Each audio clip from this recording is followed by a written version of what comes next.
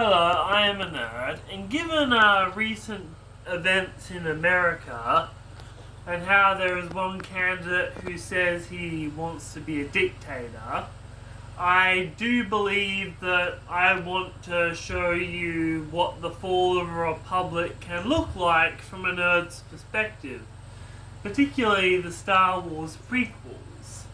And well, it always starts when a charismatic leader like Palpatine comes along.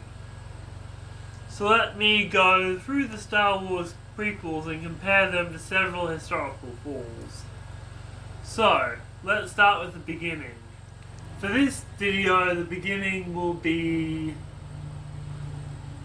Count Dooku and his campaign of terror's beginning. You see, Dooku turned to the dark side because he tried to warn the Jedi that the Sith weren't extinct.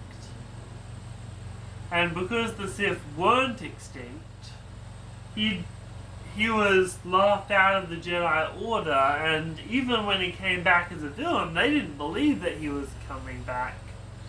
So the thing about Star Wars is that the show is gradual.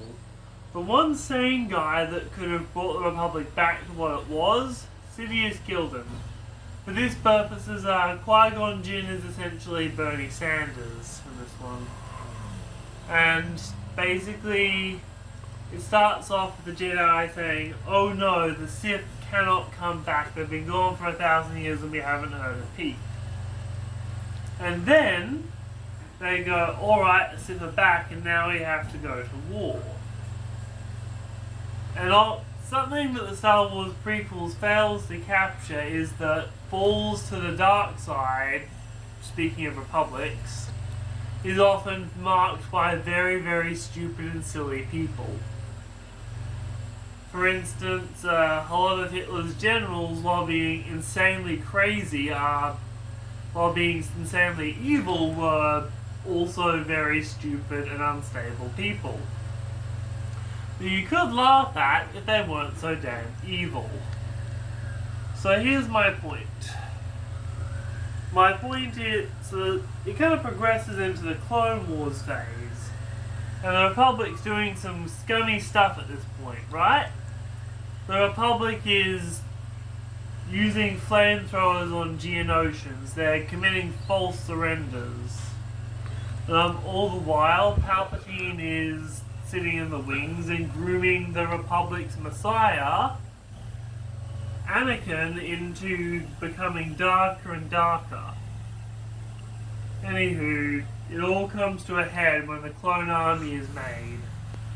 Because it's the choice to, bear arms and fight that really started the downfall, because the clones are what happened in the Age of the Empire. So, what happened was Palpatine afforded himself more and more emergency power, and he refused to give them up. This is very reminiscent of how Trump tried to stay in power on January 6th.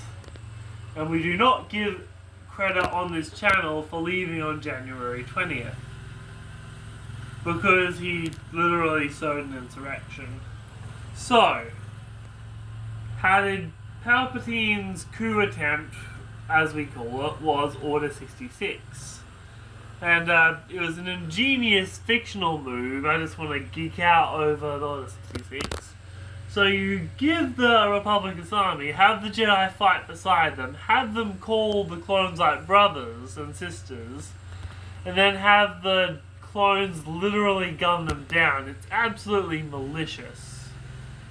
But in the real world, something that it doesn't capture so much is that, shall we say, poll workers are often targeted when countries are trying to deal with ballot boxes, trying to stay in power.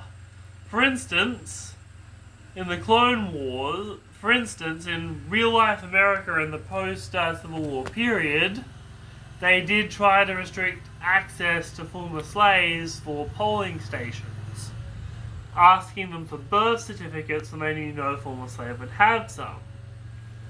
Anywho, I hope you found this enlightening. If you've stayed with me until now, thank you, and I'm a nerd.